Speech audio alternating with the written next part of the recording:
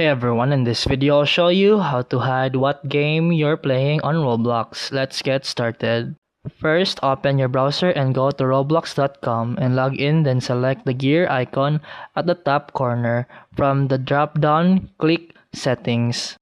On the left side, click Privacy. This section controls what other players can see about your activity, including what game you're playing. Then scroll down to the section that says Other Settings or App Permissions. Depending on your layout, look for who can see my activity status or who can see what I'm doing on Roblox. Then click the drop down and change it to No One or Friends, depending on how private you want to be. Then Roblox saves settings automatically, so you don't need to hit save.